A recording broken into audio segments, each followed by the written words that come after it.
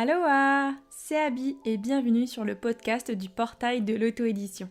C'est un podcast 100% dédié à l'auto-édition, à cette chère littérature indépendante qui me tient tant à cœur. Dans ce podcast, vous aurez le droit à des interviews, des témoignages, des partages, des ressources et aussi des chroniques audio. Je vous invite à vous installer confortablement et aujourd'hui, nous nous attaquons à une chronique audio sur un livre auto-édité. Seul Nick, capitaine du Las Gemelas, connaît le lourd secret du jeune Albert. Sous ses traits d'apprenti matelot instruit et formé au maniement des armes, se cache en réalité la fille du légendaire pirate Oscar Cobalt, disparu dans les Caraïbes 10 ans plus tôt. De son vrai nom, Albertine, la jeune flibustière voit son destin basculer le jour de ses 18 ans lorsqu'elle reçoit une mystérieuse lettre signée de son père. Intuitive et aventurière, Albertine enrôle l'équipage du galion sur la piste de ses origines. Mais très vite, sa quête d'identité est tourmentée par une plus grande révélation, l'amour. Je suis ravie de vous retrouver aujourd'hui pour cette toute nouvelle chronique audio sur ce livre auto-édité qui s'intitule Albertine, tome 1, Un cœur de pirate, écrit par l'auteur Myrick Drain. Une aventure familiale, épique et pleine de bonnes aventures, ou pas, vous attendent dans cet ouvrage, le tout à la sauce pirate. L'auteur, Myrick Drain, nous propose là une quête d'identité traversée par Albertine qui se fait passer pour un jeune homme du nom d'Albert. Est-ce que son secret restera-t-il intact jusqu'au bout ? On comprend que faire tant de mystères peut être d'une importance capitale. Bah oui, c'est bien connu que la présence de femmes sur un bateau porte malheur, on le sait tous. On se souviendra de Rose qui a bien sûr causé la perte du Titanic, évidemment. Trêve de plaisanterie, cet auteur tourangeau d'origine a longuement vécu entre bois et conte. Il a du coup longuement été immergé dans le merveilleux, et à l'heure actuelle nous partage ses rêveries et autres péripéties imaginaires à travers des romans tels que celui-ci, Cœur de pirate. Ici je vais vous parler uniquement du tome 1 et si cela vous intéresse et vous titille, vous donne envie de lire la suite, sachez que ce récit se découpe en seulement 2 tomes et que le tome 2 est d'ores et déjà publié.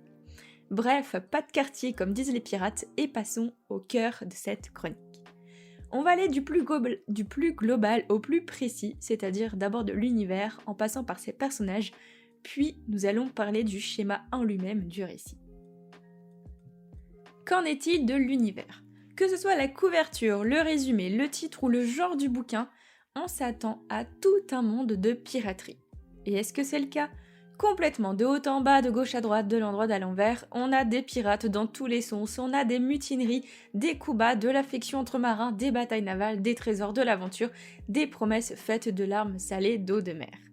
L'auteur nous dépeint suffisamment son univers pour qu'on en comprenne les rouages, sans être assailli de détails ou d'explications inutiles par ailleurs, et on apprend ce qu'il faut au fur et à mesure, et on suit l'équipage dans son épopée avec moult plaisir. Parlant d'équipage, parlant de personnages. Ici, l'auteur nous propose tout un panel de personnages très variés et j'ai apprécié les voir évoluer.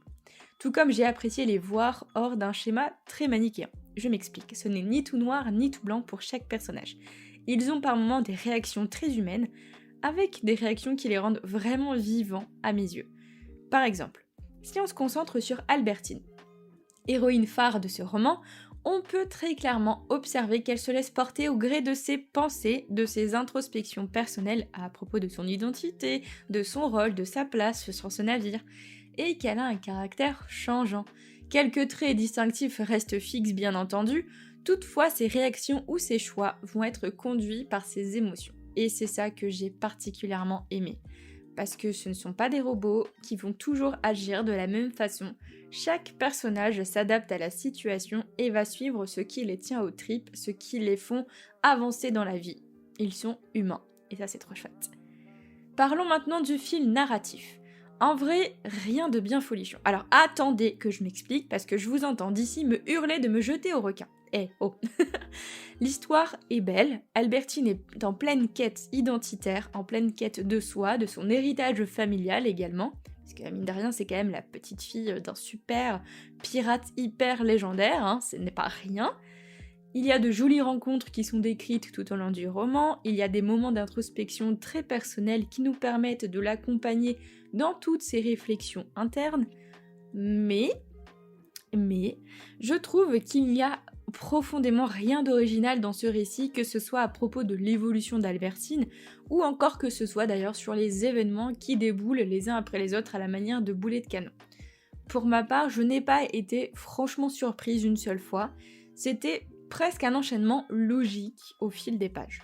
Une bonne construction, c'est bien écrit, mais somme toute évidente dans sa structure narrative globale à mes yeux.